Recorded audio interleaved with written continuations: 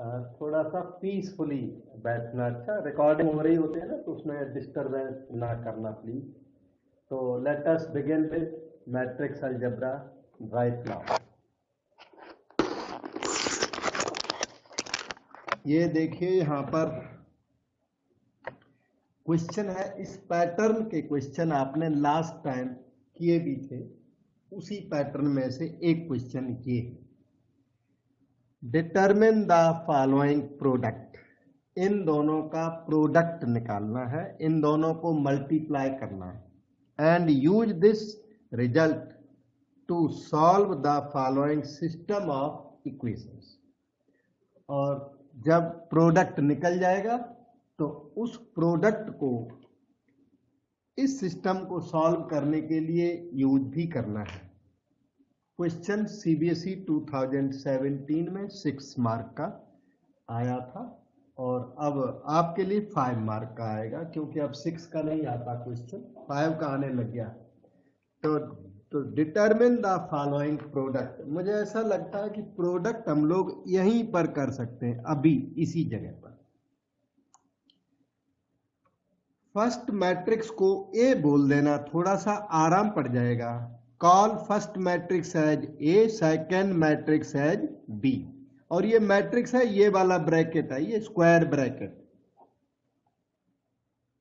और मल्टीप्लाई करना जनरली सभी को आता ही होता है। तो a इंटू बी की वैल्यू ये रही। First row into first column, -4 + 4, 0 + 8। तो ये 8 मालूम पड़ा हमें। First row second column, 4 - 8 + 4, 0। First row third column, -4 - 8, -12 + 12, 0। आगे है सेकेंड रो फर्स्ट कॉलम करेंगे तो -7 + 1, -6 + 6, 0। Second row second column, 7 - 2, 5 + 3, 8। अब आपको आइडिया लग गया होगा ये 8i आने वाला है, तो मैं रिमेनिंग एलिमेंट्स डायरेक्ट लिख देता हूं। ये कंफर्मेशन के लिए third row into third column देखो। अच्छा, 5 + 6, 11 - 3, 8।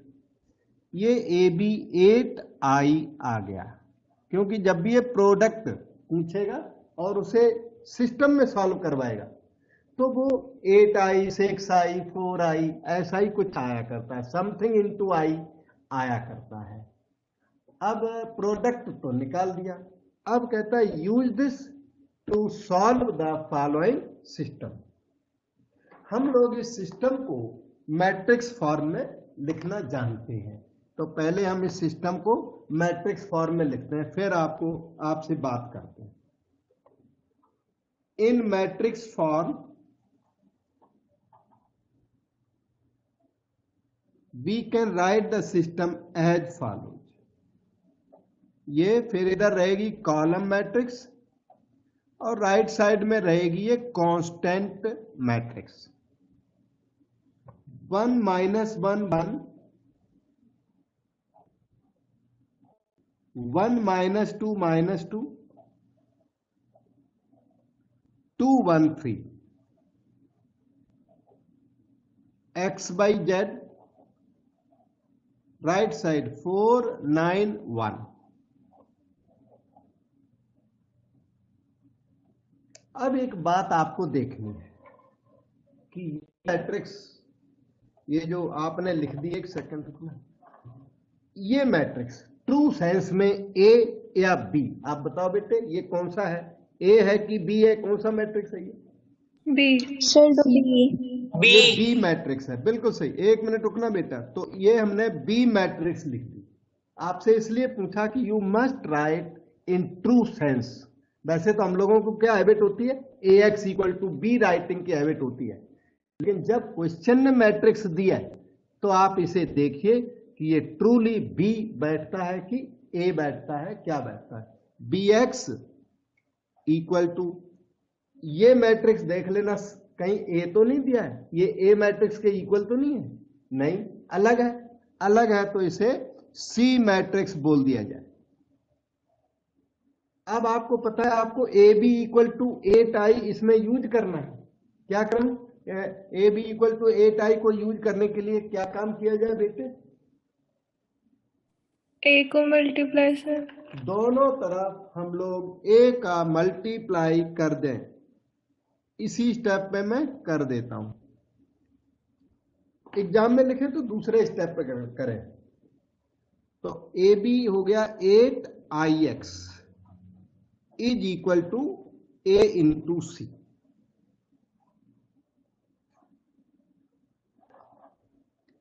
Eight x is A C. अब इधर आ जाओ, 8x ओके ए इंटू सी। सी तो यही है और ए आपको कॉपी करना पड़ेगा क्वेश्चन से। ए इधर कहीं भी नहीं है, नहीं, ए क्वेश्चन में है। देखो दिख जाए तो ये है, ये वाली मैट्रिक्स ये है, -4 4 4 -4 4 4 first row, -7 1 3 second row, 5 -3 -1 third row. ये हो गई मैट्रिक्स से। और सी का कर दो इसमें multiply, 4 9 1 8।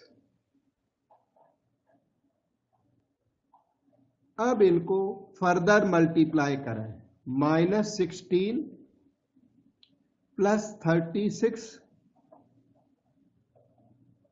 +4। Second row into first column, -28 +9 +3। Third row into first column, 20 -27 -1। ये कैलकुलेशन कितनी बनी देखो, 40 -10 30 -6 24, 28 +12 -16 और ये आपका 19 -27 -8। सारे 8 के मल्टीपल निकले क्योंकि ये 8x है। तो x इज इक्वल टू 1/8, 24 -16 -8।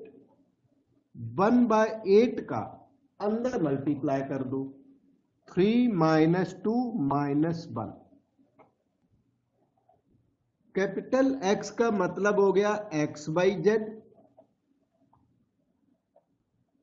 और ये राइट साइड 3 -2 -1 आपको दिख रही है। कंपेयर कर ले तो value of x is 3, value of y is -2, value of z is -1।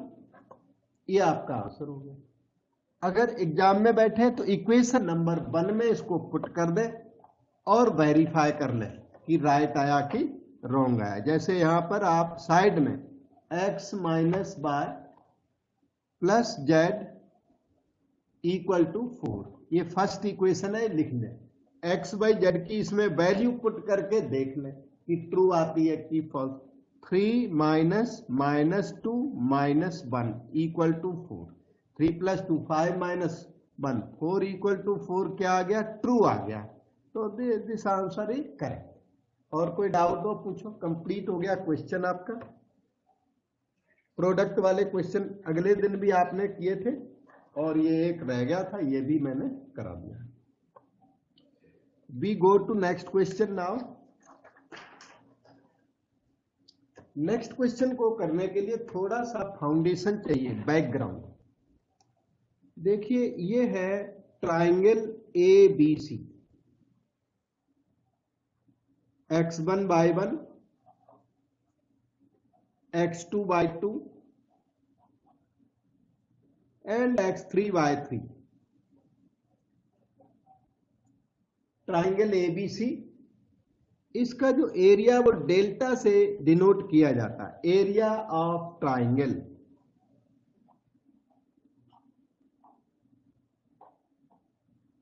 And is given by half. याद करो ये फार्मूला और ये डिटर्मिनेंट आगे ना डिटर्मिनेंट होती है, डिटर्मिनेंट की कैलकुलेशन आपको आने लग गई है, बस वही मेथड चलेगा यहां पर। हाफ के आगे x1 x2 x3 in first column, y1 y2 y3 in second column, y1 y2 y3 in second column, 1 1 1 in third column। और इस तरह एरिया ऑफ ट्राइंगल एबीसी का ये फार्मूला जनरेट हो गया। आप इस फार्मूले को अब यूज करोगे क्वेश्चन के ऊपर। फार्मूला फिर से याद करो, 1/2, उसके बाद x coordinates in first column, y coordinates in second column, 1 1 1 in third column. अब इसको हम यूज करके दिखाते हैं फार्मूले को। ये है आपका question, find the area of triangle formed by the following. तो एरिया ऑफ ट्राइंगल निकालने के लिए वही फार्मूला। तो एरिया ऑफ ट्राइंगल देखिए ये रहा, 1/2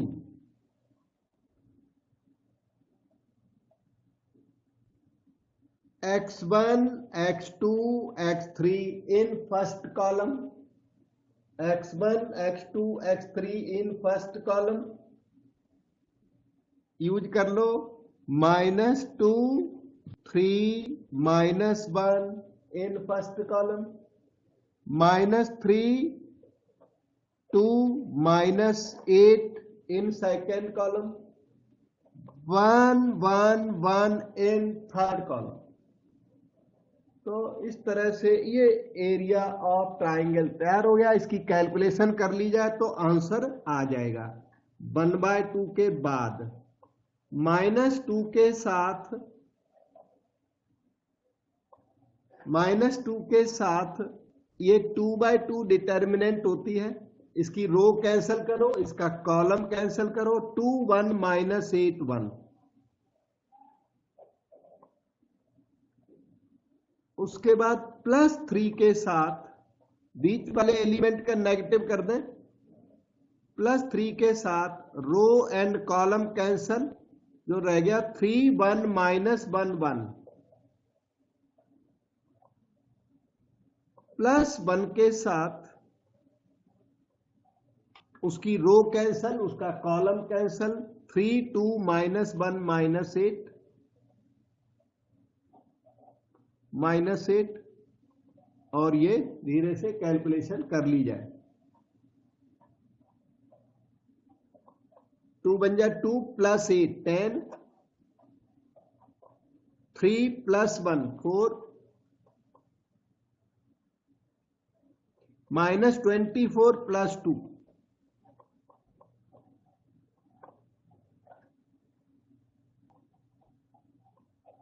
-20 + 12 -22,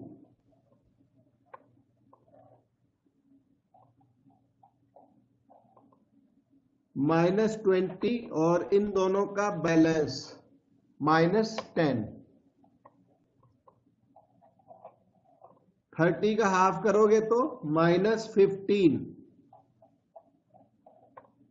एरिया नेगेटिव आया तो रिजेक्ट मत कर देना, ये मैग्नीट्यूड में लिखना होता है। तो आप लिखिए 15 square units in magnitude. Negative आ जाए तो कोई बात नहीं, डिटर्मिनेंट की वैल्यू नेगेटिव भी आ सकती है और पॉजिटिव भी आ सकती है। नेगेटिव आ जाए तो एक्सेप्ट कर ले और उसे 15 स्क्वायर यूनिट्स इन मैग्नीट्यूड लिखते। ये आपका आंसर हो गया। बेटे डाउट पूछो। एरिया ऑफ ट्राइंगल निकालने का ये मेथड हमने बताया आपको। अब नेक्स्ट क्वेश्चन को देखें। If means given area of triangle form by these 3 points is 15, then find x। इस क्वेश्चन में इन्होंने एरिया ऑफ ट्राइंगल आपको दे ही दिया, इन्होंने एरिया ऑफ ट्राइंगल दे दिया, आपसे एक्स डिमांड कर दिया। एरिया कितना दिया देखना, एरिया एज 15, इसका मतलब वो डिटर्मिनेंट 15 है, that determinant half of something is equal to 15।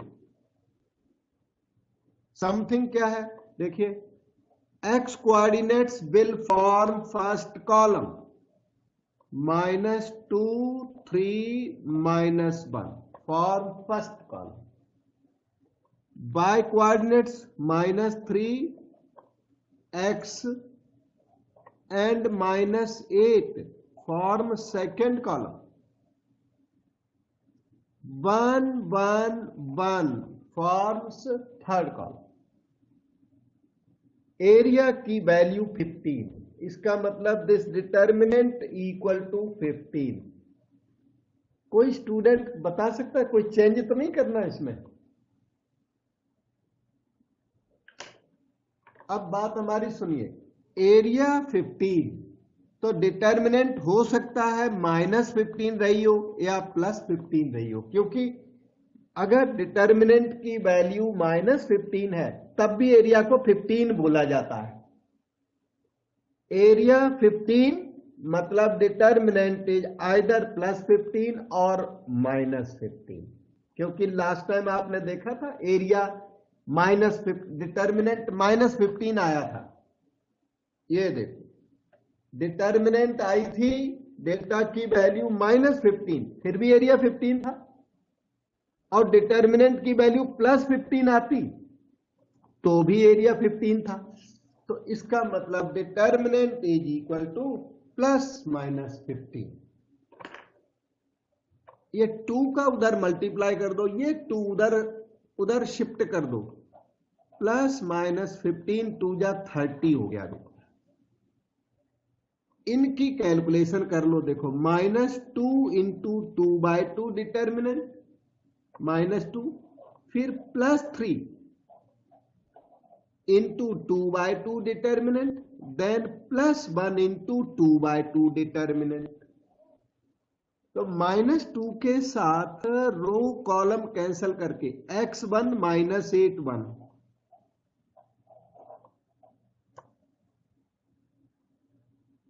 बीच वाले का नेगेटिव किया जाता है, इसका +3 किया आपने, तो रो कॉलम कैंसिल करके 3 1 -1 1, +3 के साथ रो कॉलम कैंसिल 3 1 -1 1, 1 के साथ रो कॉलम कैंसिल 3x -1 -8, ये हो गया x +8, 3 1 जा 3 +1 4 हो गया, -24 प्लस x हो गया यहां पर, is equal to +-30। -2x plus x minus x minus ये 16 +24 -24 +-30 -x, ये हो गया -28 इज +-30, -x इज +-30 और +28, तो -x equal to 30 + 28 58, -30 + 28 -2, so values of x are -58, 2। Work आपके सामने, डाउट पूछ लो बेटे। पहले क्वेश्चन में 3 वर्टिसेस दिए हुए थे और एरिया निकालना था, इसमें एरिया दिया हुआ है, एक्स निकालना है। 2 पैटर्न हो गए, एक पैटर्न और बनता है एरिया ऑफ ट्राइंगल पर बेस्ड, वो भी आपको बता देता हूं। टोटल 3 पैटर्न 3 टाइप के क्वेश्चन बनते हैं। ये देखिए नेक्स्ट क्वेश्चन है ये सामने, these points are collinear, find x. ये पॉइंट्स एक लाइन में है, these points lie in the same line. We have to find the value of x. These points are collinear. Find the value of x. वो कहते हैं ये points एक line में है. लाइन में पता है क्या, area of triangle will be 0. Points are collinear, same line में. एक पॉइंट यहाँ है, एक यहाँ है, एक यहाँ है, तब कोलिनियर बोलते हैं. तो points are collinear, therefore delta must be 0. Area of triangle 0. Triangle form होता ही नहीं. Collinear points do not form any triangle. As a result area of triangle will be 0. Area of triangle बना कितना, half of this equal to 0.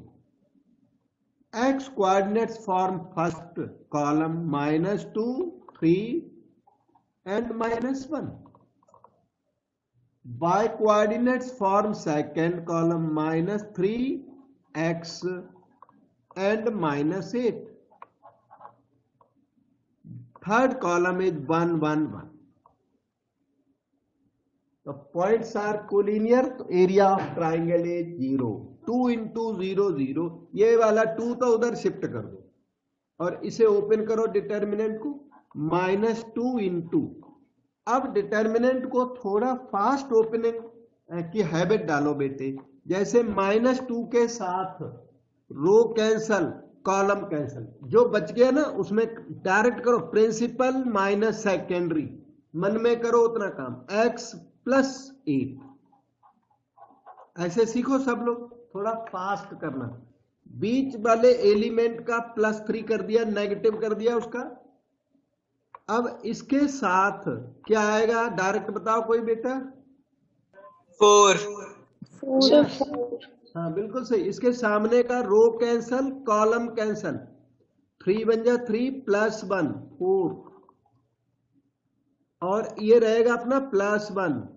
+1 के साथ देखिए row cancel, column cancel. -24 minus of -x, -24 + x is equal to 0.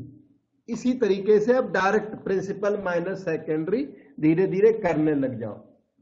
और पहले slow करिए 1-2 बार, फिर बाद में फास्ट वर्क करें.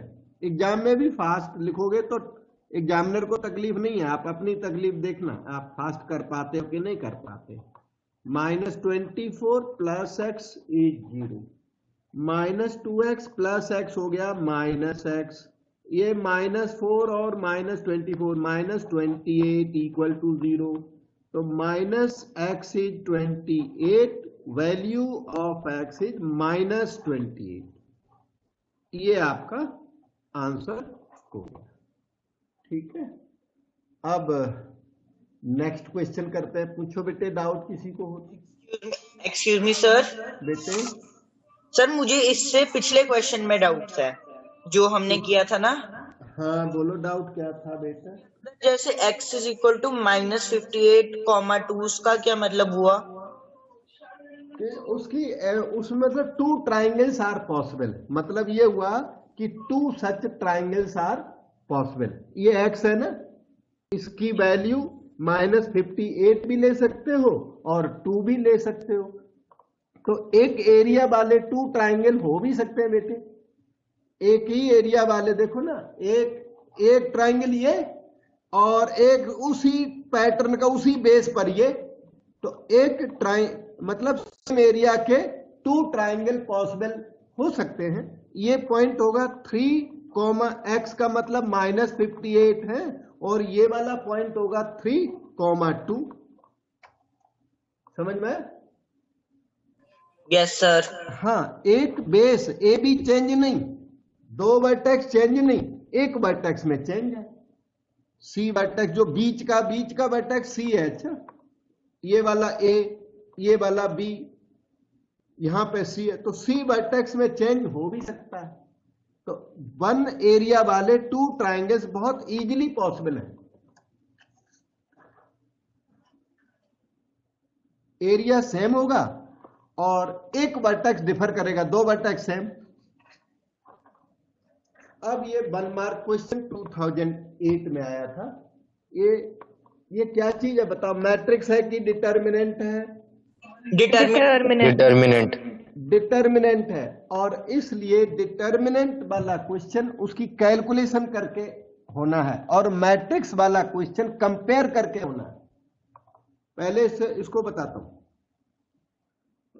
Principal diagonal minus secondary diagonal, determinant हो तो कैलकुलेशन जरूर करनी है, कंपेयर संपेयर मत करना।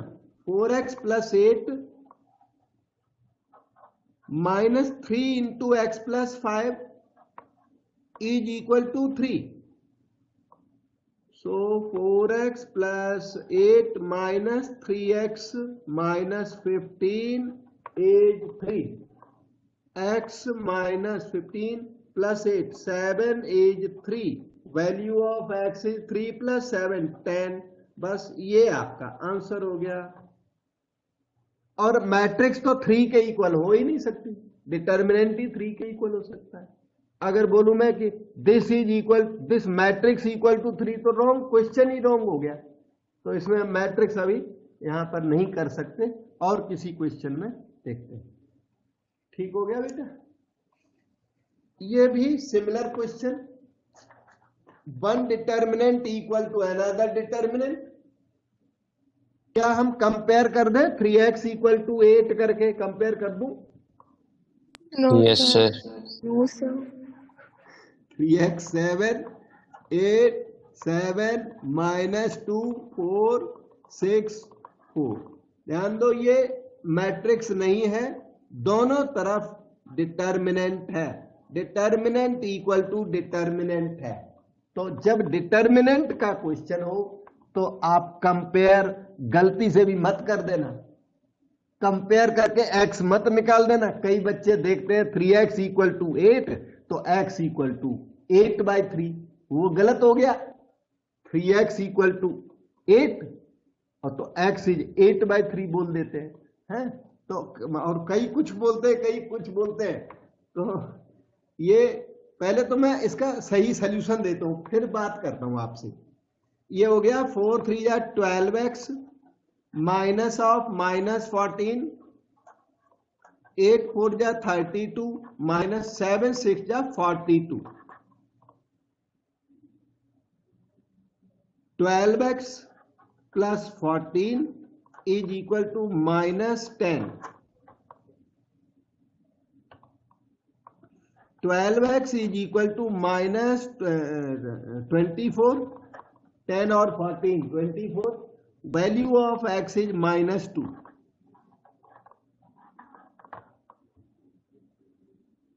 कोई डाउट हो तो पूछो। अब मैं आपको रिमार्क देता हूं।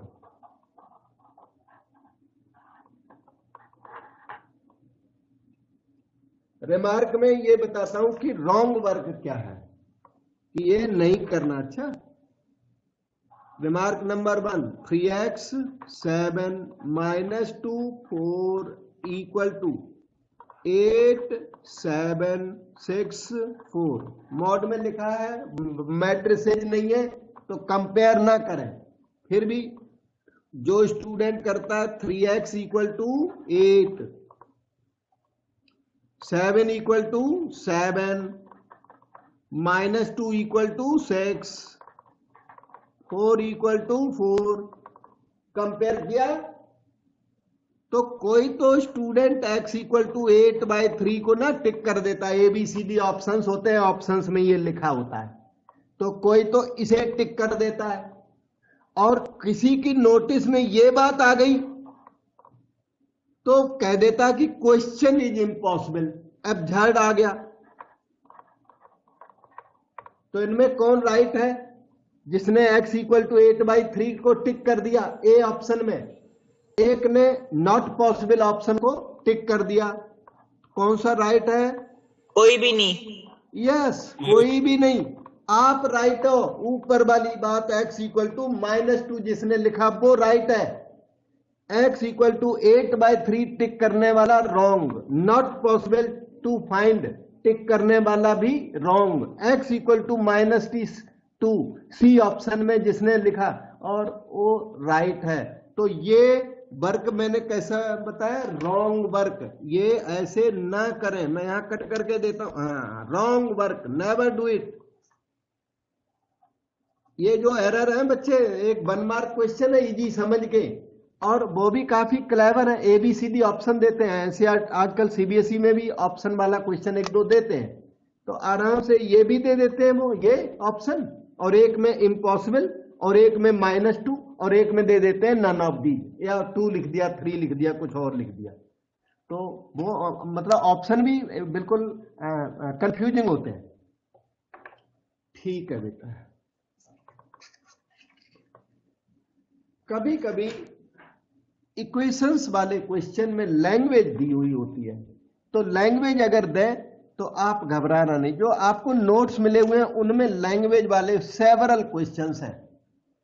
आजकल ये लैंग्वेज वाले क्वेश्चन का ट्रेंड थोड़ा कम हो गया है, 2-3 ईयर से नहीं आते हैं ये, लेकिन अगर आ जाए कल को फिर, तो हम आपको एक क्वेश्चन की प्रैक्टिस करके देते हैं। रिमेनिंग क्वेश्चन नोट्स में बहुत सेवरल क्वेश्चंस हैं, सारे बोर्ड की एग्जाम्स में आए हुए, उनसे इक्वेशन आप फॉर्म करके देखना।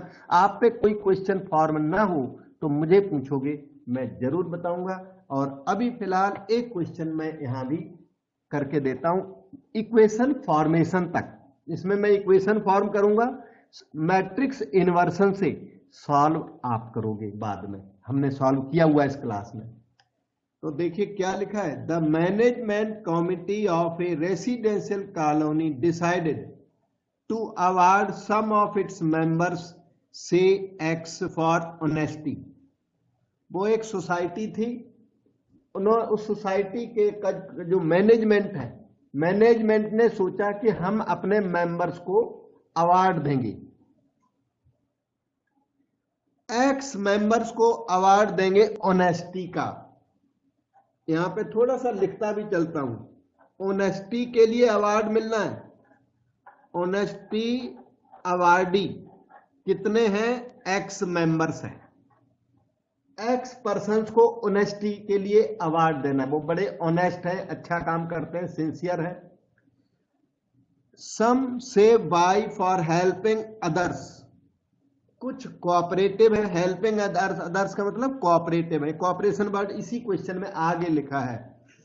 तो कुछ दो हेल्पर्स हैं, हेल्पर्स लिख देता हूं, कोऑपरेटर्स, हेल्पर्स, कोऑपरेटिव जो है, और वो है बाई मेंबर्स जो है वो हेल्पर्स हैं, दूसरों की हेल्प कर देते हैं। Some others say Z for supervising the workers to keep the colony neat and clean. Colony को साफ सुथरा रखना है और उसके लिए सुपरवाइजर्स हैं, कुछ सुपरवाइजर्स भी हैं उसमें। तो सुपरवाइजर्स कितने, Z, इतने मेंबर्स को हमने अवार्ड देना है क्योंकि ये काम अच्छा करते हैं। आगे रीड करो, sum of all the awardees is 12, yes, X plus Y plus Z equal to 12। ऐसे क्वेश्चन रीड कर करके ना इक्वेशन फॉर्म हो जाती है।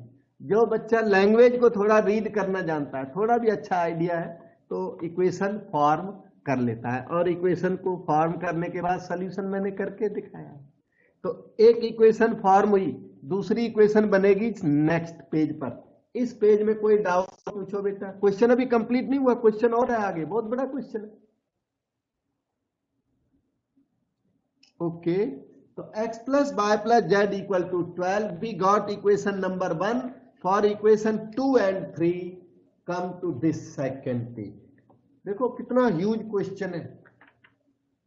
तो 3 times the sum of awardees for cooperation and supervision added to 2 times the number of awardees for honesty is 33। देखो इसने क्या बोला, 3 times कर दिया, 3 times द सम करना है, पता नहीं किसका सम करना है, सम बना लिया थोड़ा सा हमने। 3 times द सम किसका करना है, अवार्डी फॉर कोऑपरेशन, कोऑपरेशन इसी को हेल्पर्स हमने बोला हुआ है, हेल्पर्स, और हेल्पर्स थे वाई, एंड सुपरविजन, सुपरवाइजर्स थे जेड। तो क्वेश्चन कहता है 3 times sum of awarded for cooperation and supervision. 3 times करिए sum of Y and Z का, 3 times the sum of awarded for helpers and supervisors. Added to, इसको add करो, added to 2 times the number of awarded for honesty. This added with 2 times awarded for honesty. Honesty awardee X है, and this is equal to 33। बेटे ये sentence यहां तक समझ पाए? देखो 3 टाइम्स करना है, किसका करना है? सम का। सम किसका? कोऑपरेटर्स का और सुपरवाइजर्स का। जो कोऑपरेट करते हैं उनका और सुपरवाइजर्स का सम करके 3 टाइम्स करना है।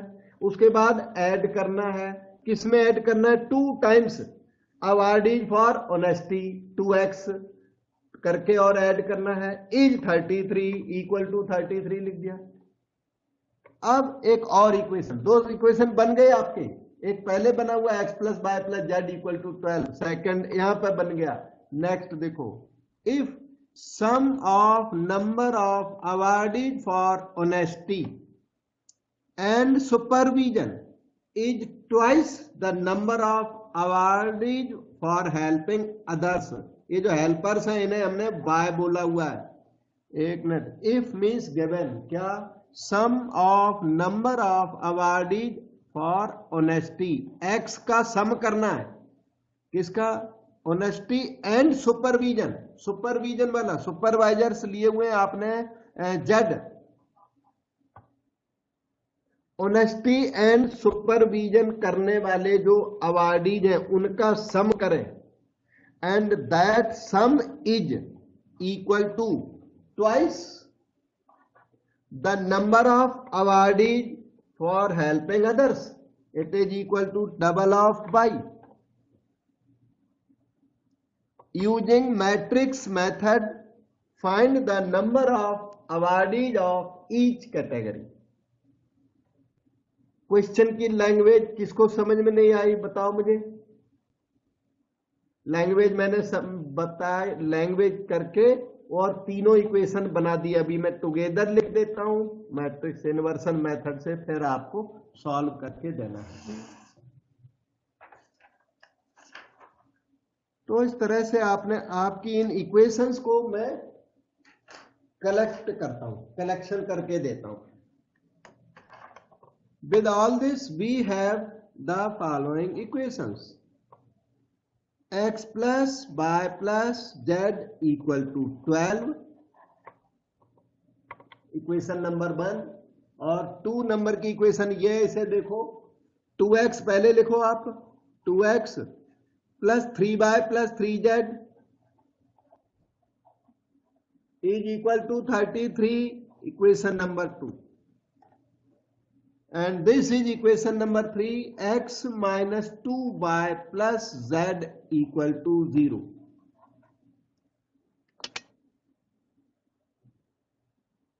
एग्जाम में सबसे पहले आप ये चीज लिखना, ये x y z इंट्रोड्यूस कर देना, और फिर थोड़ा सा रफ वर्क जैसे मैंने किया वो इधर रफ वर्क करते हुए, और लास्ट में बोल देना we have the following equations.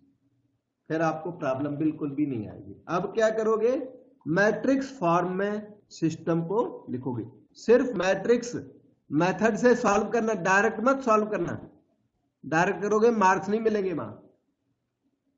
1 1 1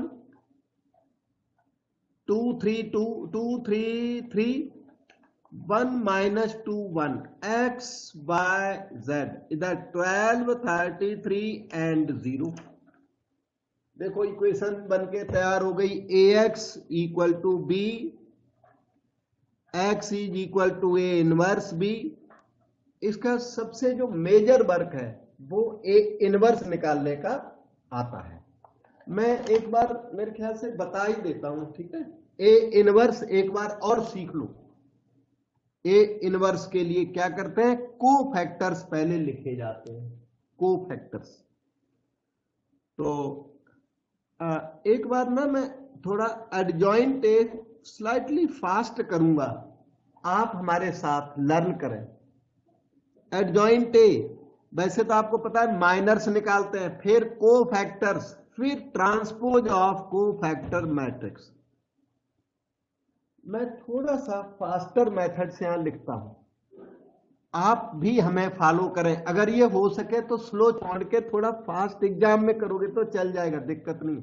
देखना, इसका को फैक्टर यहां लिखा जाएगा, पहले आप माइनस लिख लेना, साइन बाद में लगाने। अच्छा, ट्रांसपोज भी बाद में करना। ये देखो ट्रांसपोज मैंने लगा दिया, एडजॉइंट ए लिखने के लिए क्या कर दिया, ट्रांसपोज लगा दिया। अच्छा, अब देखिए इसका रो कैंसल, इसका कॉलम कैंसल। 3 + 6 9। शायद आप कैलकुलेशन कर पा रहे होंगे इतना फास्ट। इसके लिए अगर माइनर लिखने को आ जाए तो यही माइनर है 1 का, ये माइनर है, अभी माइनर्स लिख रहा हूं अंदर। ओके, फिर इसकी रो कैंसल, कॉलम कैंसल। 2 बन जाए 2 - 3 - 1। इसका रो कैंसल, कॉलम कैंसल। -4 - 3 - 7। इसका रो कैंसल, कॉलम कैंसल। 1 + 2 3। इस एलिमेंट का कॉलम कैंसल, रो कैंसल। 1 × 1 - 1 0। इस एलिमेंट का कॉलम और रो कैंसल। -2 - 1 -3। इस एलिमेंट का कॉलम रो कैंसल। 3 - 3 0। इस एलिमेंट का कॉलम रो कैंसल। 3 बन जाए 3 - 2 1। इस एलिमेंट का कॉलम रो कैंसल। 3 - 2 1।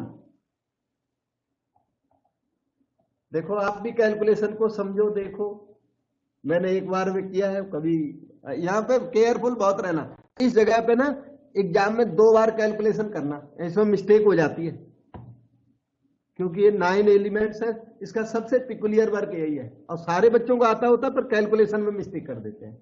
अब ये भी देखना पड़ेगा। अच्छा, तो मैं अब साइन लगा रहा हूं बेटा, देखना, plus minus plus minus plus minus plus minus plus, और ट्रांसपोज कर दो तो एडजॉइंट आपका रेडी हो गया। First row becomes first column, second row becomes second column, third row becomes third column. ये देखिए adjoint A ready. Determinant A ये रही 1 1 1 2 33 1 - 2 1। ओपन कर डालो, 1 × ये भी फास्ट में, रो कॉलम कैंसल। 3 + 6 9। -1 के साथ रो कॉलम कैंसल। 2 बन जाए 2 - 3 -1। जैसे मैं कर रहा हूं इसी तरह आपको करना है। Row column cancel. -4 - 3 -7। कहीं एरर हो तो आप बताना।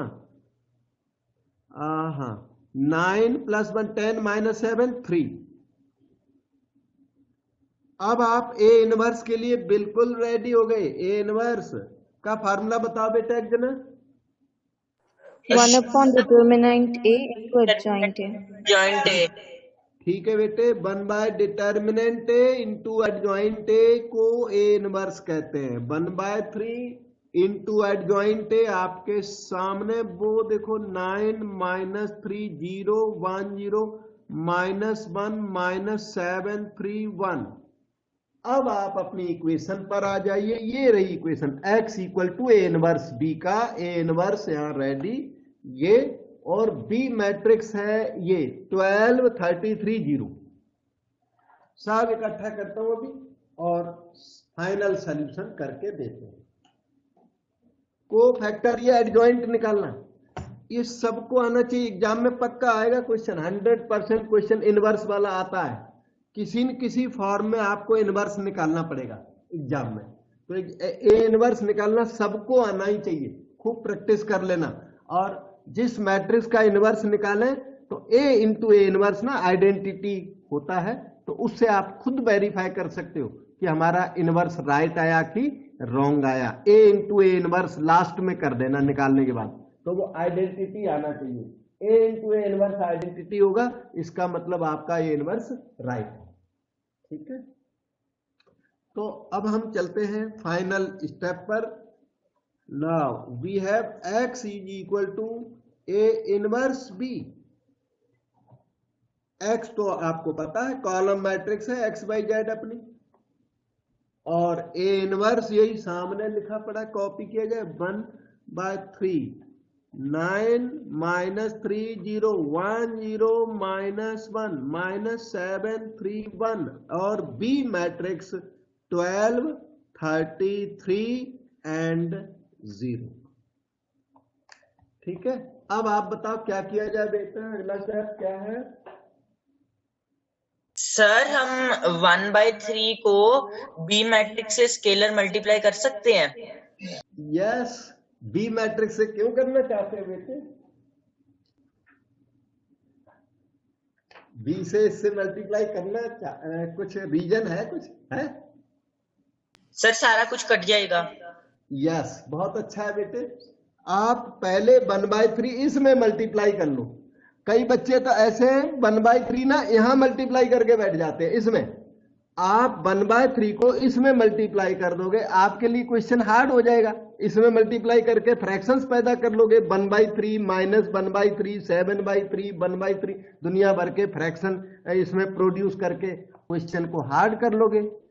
और इंटेलिजेंट वर्क क्या है, 1/3 का मल्टीप्लाई लास्ट वाले में कर दो, या मल्टीप्लाई बिल्कुल मत करो, लेकिन इस ए इनवर्स इसमें मल्टीप्लाई बिल्कुल भी नहीं करना 1/3 का, वो तो हेडेक बन जाएगा आपके लिए। ओके, तो 1/3 वहां मैं एडजस्ट कर देता हूं क्योंकि कैलकुलेशन में आराम पड़ जाएगा।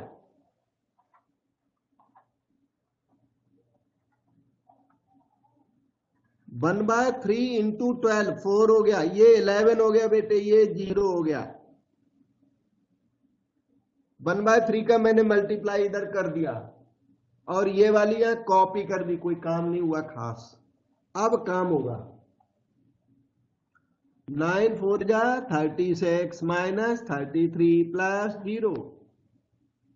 सेकेंड रो फर्स्ट कॉलम 4 बन जा 4 0 और फिर से 0। Third row first column minus 28 plus 33 plus 1 into 0। x by z as 3 4 and 5, compare करके x is 3 y is 4 z is 5, इसका ये आंसर। और देखा x plus Y plus z 12, question की फर्स्ट इक्वेशन थी x plus Y plus Z equal to 12 is true. Here x plus Y plus Z equal to 12 is true, so our answer is correct. कहीं inverse में adjoint में कोई error नहीं आया इस बार। और मैं आपको एडवाइस करता हूं कि एरर उसमें आ जाता है कभी कभी, किसमें, एडजॉइंट में। तो एडजॉइंट आप 2 बार कैलकुलेट करना अलग इंडिपेंडेंटली, एक बार कैलकुलेट करिए रफ में और दोबारा फिर से करिए, बाद में रफ में देखना क्या निकाला था पहले, क्या अब निकला। अगर दोनों में सेम आ जाए तो राइट है, और अलग अलग आए तो रॉन्ग है, तो दोबारा अपना वेरीफाई करो, चेक करो। एग्जाम में एडजॉइंट को एक बार जरूर आप चेक कर लेना।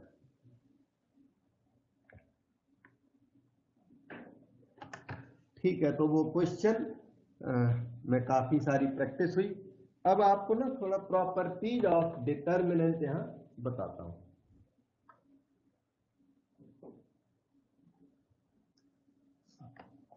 मैट्रिक्स अलजेब्रे के अंदर ना एक टॉपिक अभी रह गया आपका, इनवर्स, और एक ही रह गया बस, बाकी सारा हो गया, बाय रो ट्रांसफॉर्मेशन।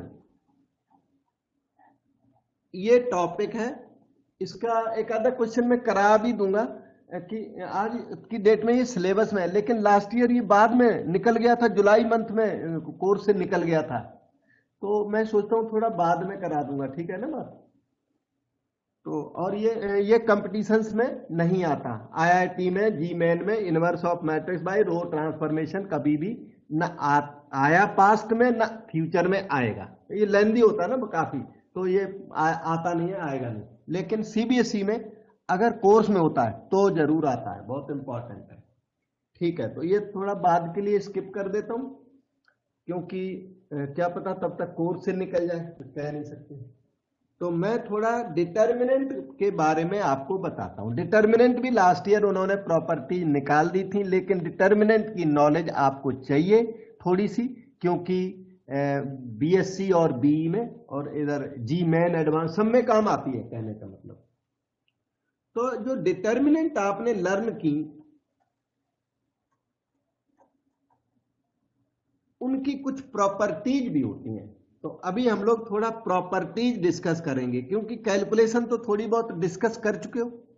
तो अब प्रॉपर्टीज की बात आ रही है, जिसमें फर्स्ट प्रॉपर्टी है कि अगर कोई टू रोज आइडेंटिकल हो तो उस डिटर्मिनेंट की वैल्यू 0 हो जाती है। ध्यान दो, A B C 2 3 4 again A B C 0 होगा, क्योंकि first row is identical with third row. कोई भी टू रोज आइडेंटिकल हो तो आंसर 0 हो जाता है। भाई ये जो थ्योरी है ना, ये आपके नोट्स में मैंने लिख के दी हुई है। देखो मैं दिखाता हूं, ये नोट्स की कॉपी रखी है मेरे पास। If any two rows are identical then delta is 0। तो इसमें तो ये लिखा है, पर आपको मैंने उसका एग्जाम्पल करके दिया है।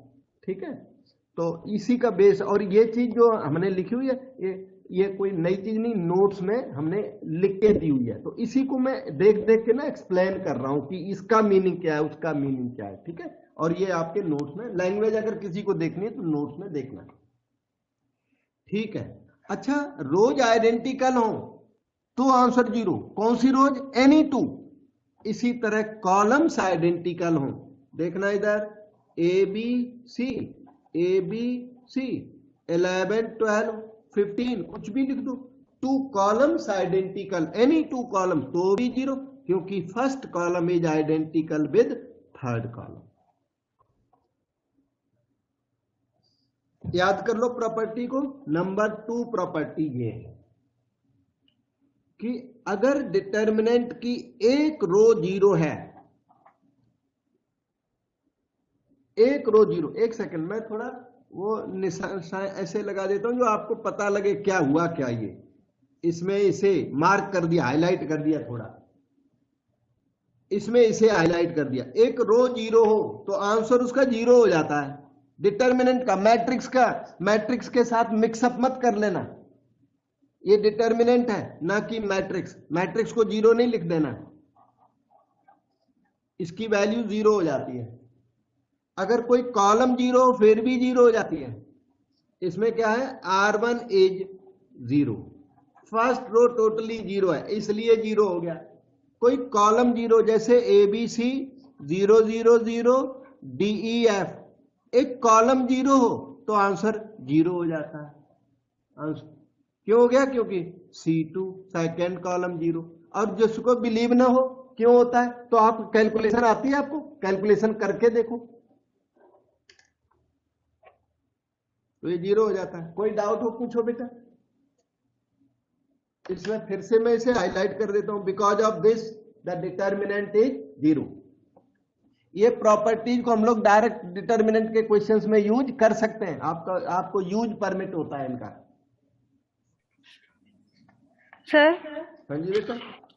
सर कॉलम 1 कॉलम 2 के इक्वल होगा ना?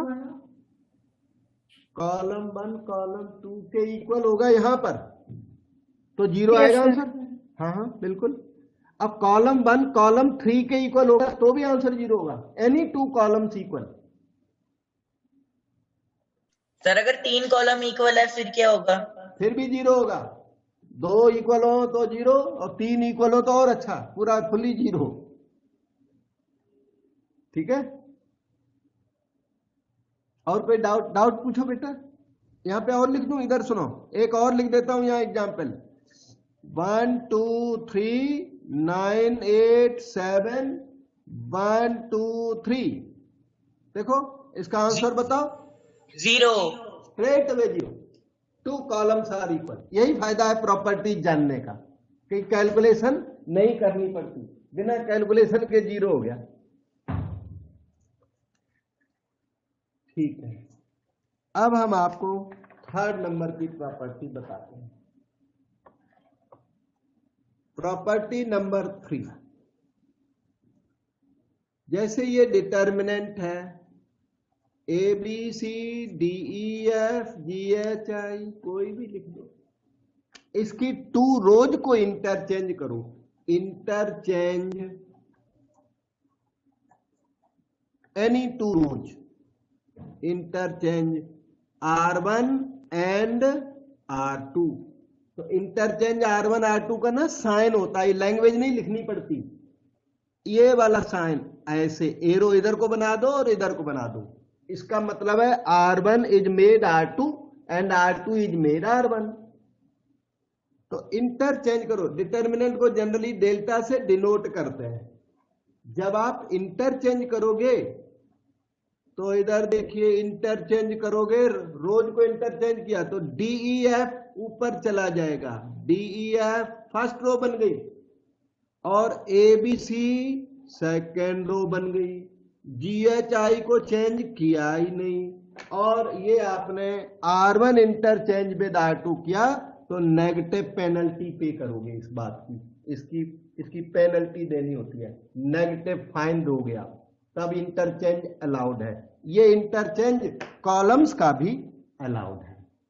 अब आपके मन में आया कि मुझे किसी रीजन से कॉलम इंटरचेंज करने, C1 को C2 करना, C3 कर देता हूं, C3 को C1 करना।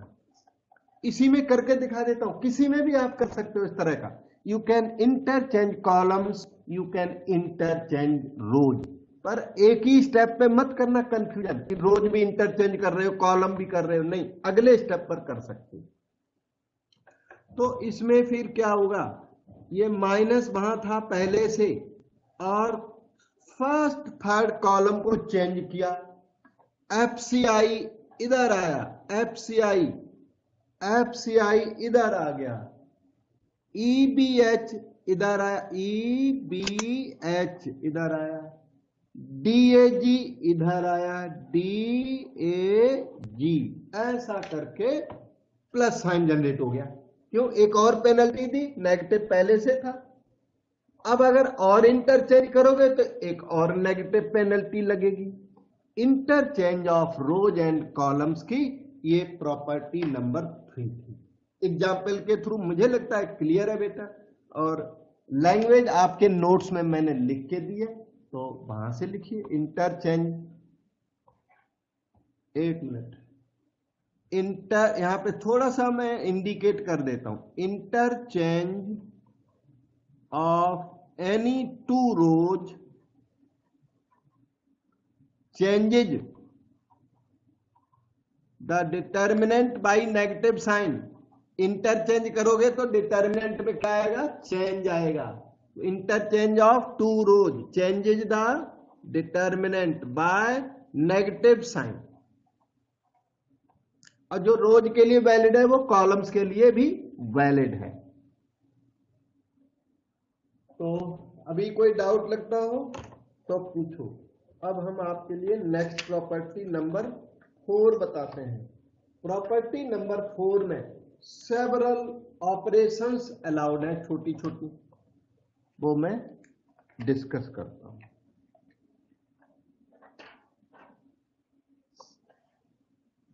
ये है प्रॉपर्टी नंबर 4। ये प्रॉपर्टी नंबर 4 कहती है कि किन्हीं 2 रोज को ना माइनस कर सकते हो। R1 में से R2 को माइनस कर सकते हो, या आप चाहें तो R1 प्लस R2 कर सकते हैं, R1 plus R2 plus R3 भी कर सकते हैं। तीनों रोज को ऐड करें। अब क्वेश्चन पैदा ये हुआ कि तीनों रोज को ऐड तो कर दिया, इस आंसर को ऐड करने से आंसर आएगा, उसको फर्स्ट रो में पुट करूं कि सेकंड में कि थर्ड में, ये डाउट रह गया। तो आप उसके हाँ जी आगे बेटा। कुछ लिखा होगा ना, R1 हाँ change R1 plus R2 plus R3। हाँ, R1 plus R2 plus R3 क्या होगा बेटा, वो मैं नहीं जान पाया। R1 plus R2 plus R3, तीन रोज को आप ऐड भी कर सकते हो। कहां? डिटर्मिनेंट में, मैट्रिक्स में मत करना इनको, मैट्रिक्स में नहीं करना, जहां पर बताया जाए वहीं पे करना है। तो तीनों रोज को आप ऐड कर सकते हो। ऐड करके अब आंसर आएगा तो आंसर को फर्स्ट रो में डालना या सेकंड में या थर्ड में। तो आपको फर्स्ट रो में आंसर को पुट करना है। आप बोलोगे सेकंड रो में क्यों नहीं, या सेकंड रो में पुट कर सकते हो। इस क्वेश्चन अभी ये वाली ऑपरेशन ना, इसका जो आंसर है फर्स्ट में लिख दो या सेकंड में या थर्ड में, anywhere you can put. क्यों? क्योंकि तीनों का कोफिशिएंट यूनिटी है राइट साइड में, इसलिए ये रिजल्ट को R1 में लिखो या R2 में या R3 में, किसी में भी पुट कर सकते हो। लेकिन अगर ऐसा होगा ना कि R2 plus double of R1 plus 5 times R3, ये वाला जो रिजल्ट है इसका जो आंसर आएगा कि थर्ड रो का 5 टाइम्स करो, फर्स्ट रो का डबल करो और सेकंड रो के साथ सारों को ऐड करो, तो ये रिजल्ट कौन सी रो में पुट होगा? उस रो में पुट होगा जिसका कोफिशिएंट 1 है। ये आंसर जो आएगा वो फर्स्ट रो R1 में पुट नहीं हो सकता, R3 में पुट नहीं हो सकता, जिसका कोफिशिएंट 1 है उसमें ये रिजल्ट पुट किया जाएगा। इस तरह से आपको ना R1 माइनस R2 परमिट है, उतनी बड़ी ऑपरेशन अलाउड है, ये तो कुछ भी नहीं है। पुट इन R1, जो आंसर आएगा वो फर्स्ट रो में पुट करना है और सेकंड रो में ये रिजल्ट पुट नहीं करना है क्योंकि उसका कोफिशिएंट -1 है। इसी तरह R2 माइनस R3 की जरूरत पड़ जाए तो यूज इट इन R2, तो कोई तकलीफ नहीं आएगी। माइनस करने वाली 2 ऑपरेशंस एट ए टाइम करने, मतलब इनमें से कोई भी 2 ऑपरेशन एक बार में कर सकते हो, ये 3 ऑपरेशन एट ए टाइम नहीं की जाती। डिटर्मिनेंट की तीनों रोज एक साथ चेंज नहीं करने। अच्छा, ये भी अलाउड है, R1 माइनस 4 टाइम्स R3 कर दिया, put it in R1, permitted operation है ये सब की सब। R3 minus 6 R1 minus R2, put it in R3, allowed है। ये यूज कैसे करते हैं वो तो बता देता हूं, थोड़ा सा लर्न करो, देखो थोड़ा सा सिखाता हूं। R1 plus R2 plus R3, ये देखो डिटर्मिनेंट है अपनी 1 omega omega square omega omega square 1 omega square omega and 1, ये मैंने कोई डिटर्मिनेंट लिख दी। अच्छा, ये गिवन है आपको 1 plus omega square equal to 0, याद कर लो, ये गिवन है। ये रिजल्ट आपको दिया हुआ है और आपने ये डिटर्मिनेंट क्या करनी, इवैल्यूएट करनी।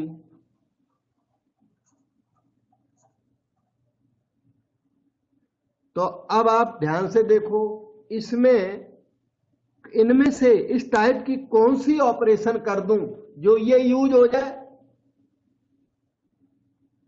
ये गिवन वाला यूज हो जाए। फर्स्ट वाली। इसमें आप The ना first plus R2 plus R3, yes, चाहे तो 3 रोज को ऐड कर दो, तीनों रोज को ऐड कर दो, वो आने लग जाएगा, या आप तीनों कॉलम्स को ऐड कर दो, आपकी मर्जी है। तो हम लोग कॉलम ऐड कर दें, C1 plus C2 plus C3 put it in C1। जो मैंने यहां रो के लिए लिखा है वो सारी ऑपरेशंस कॉलम्स के लिए भी परमिटेड हैं। तो देखना डेल्टा क्या हुआ, डेल्टा हुआ कुछ ऐसा, 1 plus omega square, column add कर दिया, ध्यान से देखो, इसे तीनों को प्लस कर दिया, कॉलम 1 में पुट कर दिया, इन तीनों को फिर से प्लस करो, omega plus omega square plus 1 फिर इन तीनों को प्लस करो बेटे, omega square plus omega plus 1 कर दिया। Second column unchanged, third column unchanged 1। First column क्या बन गया बताओ? 0 0 0 0 0 0। अब क्या हुआ बताओ?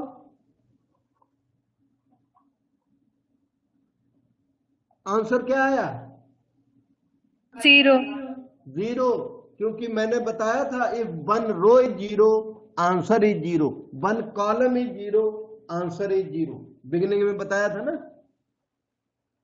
तो वो प्रॉपर्टी लग गई। ये था फर्स्ट प्रॉपर्टी नंबर 1 थी 0, प्रॉपर्टी नंबर 2 थी कि वन कॉलम इज 0 तो answer is 0, one row is 0 तो answer is 0, fully one column 0 होना चाहिए। तो देखो ये इसकी कैलकुलेशन हो गई, कितने आराम से हो गई। अच्छा, इसमें जो ओमेगा यूज किया हमने, ओमेगा की वैल्यू कोई बच्चा चाहे तो याद कर ले, और कंपटीशन वाले तो पक्का याद कर ले। -1 प्लस √3 आयोटा बाय 2 होती है। ओमेगा स्क्वायर की वैल्यू -1 माइनस √3 आयोटा बाय 2, और इनको क्यूब रूट ऑफ यूनिटी कहते हैं। क्यूब रूट ऑफ यूनिटी कहते हैं 1 ओमेगा और ओमेगा स्क्वायर तीनों को। Note 1 omega omega square are cube root of unity. Unity 1 के क्यूब रूट कितने होते हैं? 3 क्यूब रूट्स होते हैं। आप इस एक को जानते हो, 2 को जानते हो तो अच्छा है, नहीं जानते हो तो अब मैं बता रहा हूं कि ये तीनों भी इसी के क्यूब रूट्स हैं। आप पूछोगे ओमेगा क्या है, वो वहां लिखा पड़ा है, ओमेगा स्क्वायर क्या है वहां लिखा पड़ा है। रिमेनिंग प्रॉपर्टीज आपने तो आपको वहां कंपटीशन का कोर्सेज कराते हैं ना, तो उसमें बताई जाती है, +1 का जो कंपटीशन कराते हैं उसमें बताई जाती है। तो आपको जो भी टीचर रहा होगा उसने बताई होंगी, हमने अपने स्टूडेंट्स को बताई थी। So we move further.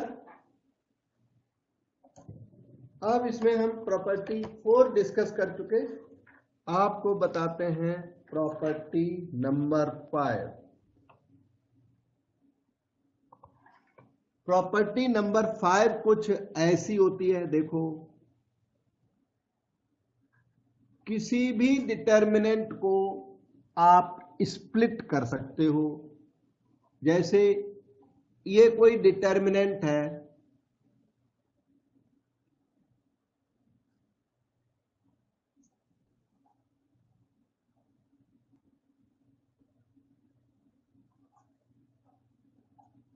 ये मैंने एक डिटर्मिनेंट लिख दी, इसके लास्ट वाले कॉलम को देखा, इस लास्ट वाले कॉलम की वजह से डिटर्मिनेंट के 2 पार्ट आप कर सकते हो।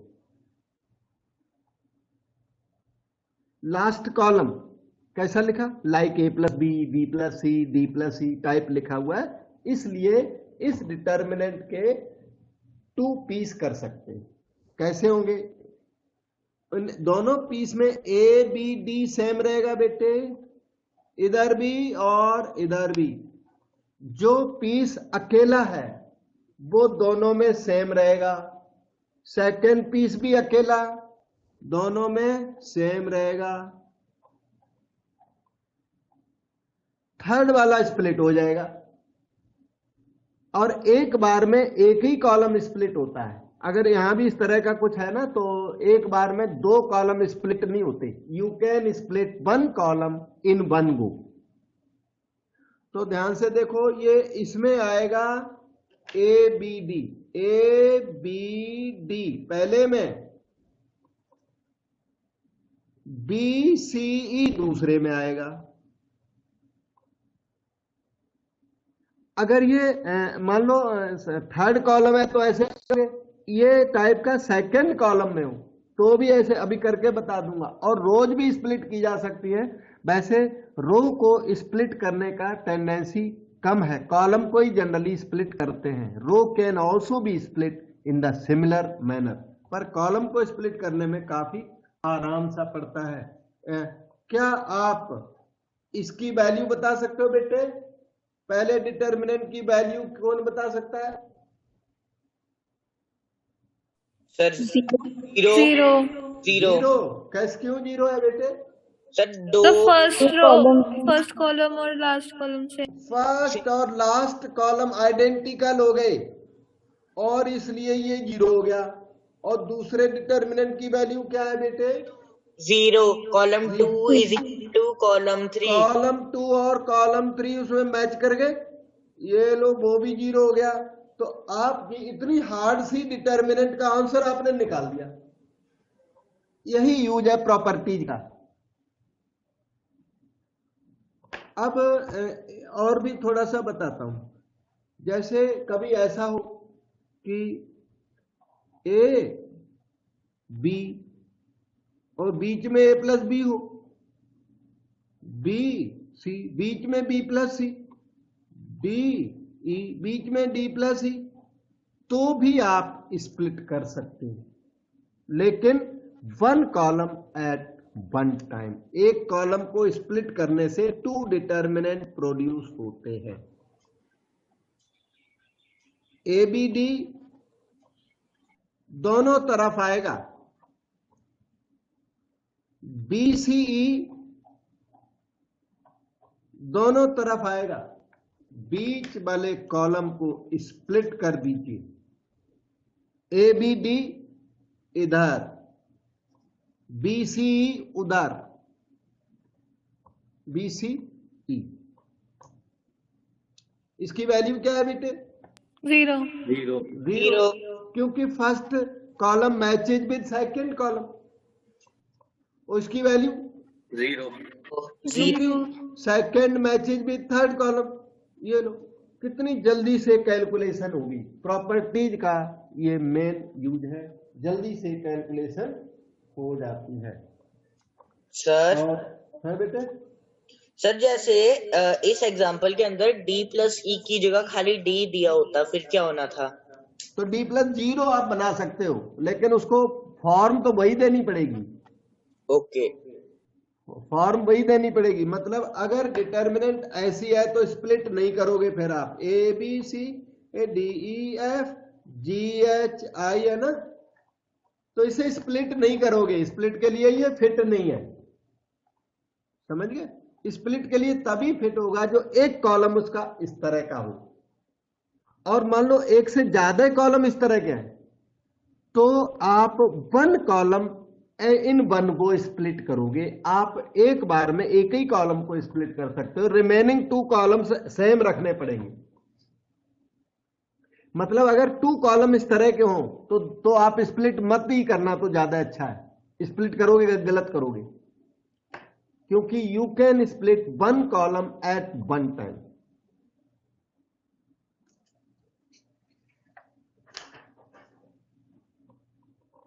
और यहां देखिए ये है प्रॉपर्टी 6 5 की 5 में, ये थी 5 6 नंबर है।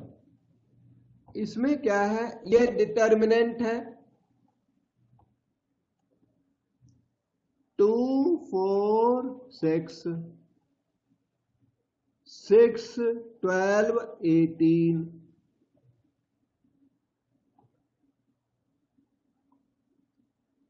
4 1 5। अगर ये मैट्रिक्स है तो कोई चीज कॉमन है क्या मैट्रिक्स में से? मैट्रिक्स है, सपोज करो मैट्रिक्स है, तो कोई चीज कॉमन है क्या बेटा? नहीं, मैट्रिक्स है तो कोई चीज कॉमन नहीं है इसमें। मैट्रिक्स के ईच एलिमेंट में कॉमन होना चाहिए, ठीक है। लेकिन ये डिटर्मिनेंट है, इसके फर्स्ट रो में कुछ कॉमन नजर आया क्या आपको? फर्स्ट रो में कॉमन 2 यस, तो उसको कॉमन को बाहर करें। Take out 2 from R1। ये मैट्रिक्स में मत लगा देना, ये यहीं पे लगता है। Take out what from R2। R2 में है कुछ कॉमन? 6 from R2। क्या थर्ड रो में भी कुछ कॉमन है? No sir. No sir. नहीं, तो कॉमन नहीं लेंगे। तो delta is equal to 2 common लो फर्स्ट रो से, 6 कॉमन लो सेकेंड रो से, एंड 1 कॉमन लो थर्ड रो से। थर्ड रो में कॉमन नहीं है कुछ, तो कोई बात नहीं, जितना कॉमन है उतना कॉमन डिटर्मिनेंट से आप ले सकते हैं। रो से कॉमन ले सकते हो, कॉलम से भी कॉमन ले सकते हो। अच्छा, लेकिन एक बार में नहीं, कंफ्यूज होकर के नहीं, पहले रो से कॉमन ले लो, फिर कॉलम में कॉमन आ जाए तो अगले स्टेप पे कॉलम में कॉमन ले लो। एक बार में कंफ्यूजन पैदा नहीं करना। मतलब do not do so many operations at a time, don't do several operations at a time. थोड़ा धीरे धीरे धीरे क्वेश्चन को किया जाता है। तो देखिए कॉमन ले लो, अब दो चीजें कॉमन ले ली तो कोई दिक्कत नहीं है। लेकिन आप बोलो कि 2 फ्रॉम R1, अब यहाँ 2 कॉलम में भी कॉमन है और 2 फ्रॉम कॉलम 1, तो कंफ्यूजन पैदा हो गई। तो वो नहीं करना कि कॉलम ऑपरेशन रो ऑपरेशन उसी स्टेप में करे जा रहे हैं, तो वो कंफ्यूजन हो गई, वो कहो गलत हो जाएगा। अच्छा, 2 कॉमन लिया तो 1 2 3 रह गया बेटा। 1 रो से कॉमन लिया, 1 2 3, सेकेंड रो से कॉमन लिया तो क्या बचा? 1 2 3 1 2 3, जीरो। थर्ड रो 4 1 5, अब क्या हुआ? 0 हो गया आंसर तब तक। 12 into 0, क्योंकि first row is same as second row, answer 0। इतनी बड़ी डिटर्मिनेंट और कैलकुलेशन आपने किया ही नहीं, बिना कैलकुलेशन के 0 कर दिया। और कैलकुलेशन करोगे इसका तो भी 0 आएगा, और कैलकुलेशन करोगे इसका, जिसने कैलकुलेशन किया तो मार्क, तो उसमें आंसर इसका कितना आएगा? 0। और मार्क कितने मिलेंगे? 0। डिटर्मिनेंट का जो एक्सक्लूसिव क्वेश्चन एग्जाम में आएगा तो उसमें प्रॉपर्टी से करना होता है, उसमें लिखा भी होता है कई बार, do it by properties, even if not written you will do by properties. Property से क्वेश्चन को ना करने पर 0 मार्क मिलता है। लेकिन जो ए इनवर्स आपने निकाला था वहां डिटर्मिनेंट ए डायरेक्ट इवेल्युएट करो, कोई प्रॉब्लम नहीं।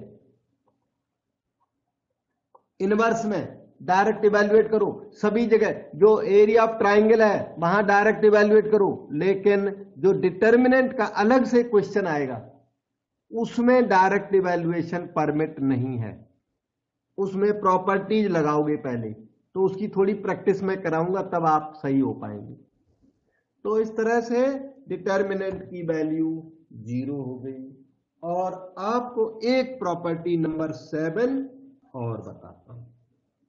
ये तो फैक्टर कॉमन लेने वाली बात आ गई सामने, ठीक है। तो 7 नंबर में क्या है, ध्यान से देखो, ABCDEFGHI कोई डिटर्मिनेंट है ये, और डिटर्मिनेंट को ना ट्रांसपोज कर दो तो कोई फर्क नहीं पड़ता। मैं ऐसे ना एक को लिख देता हूं, ये देखो ABC, और ये ऐसे हमने मार्किंग कर दी जिससे आपको पता लगे। फर्स्ट कॉलम को हमने फर्स्ट रो बना दिया, सेकंड कॉलम को सेकंड रो बना दो, थर्ड कॉलम को थर्ड रो, सारे कॉलम्स को रो बना दिया, या सारे रोज को कॉलम्स बना दिया, तो बिल्कुल भी गलती नहीं है, दोनों का वैल्यू सेम आता है। इस चीज को ऐसे भी कह सकते हो, determinant of matrix A is equal to determinant of A transpose. अगर ये ए मैट्रिक्स होती, यहां देखो ए मैट्रिक्स, पहले ए मैट्रिक्स लिखता हूं, ABCDEFGHI,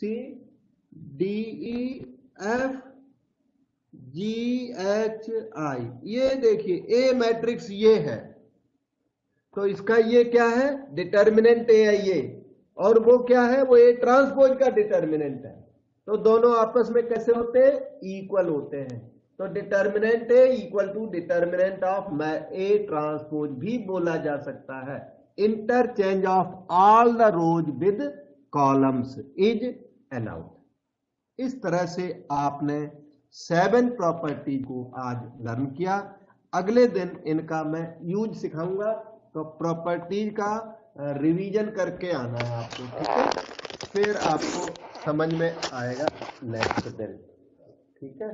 तो काफी सारा काम हुआ, इसको कोर्स को ना डाइजेस्ट करें, वीडियो आपके लिए मैं भेजता रहता हूँ,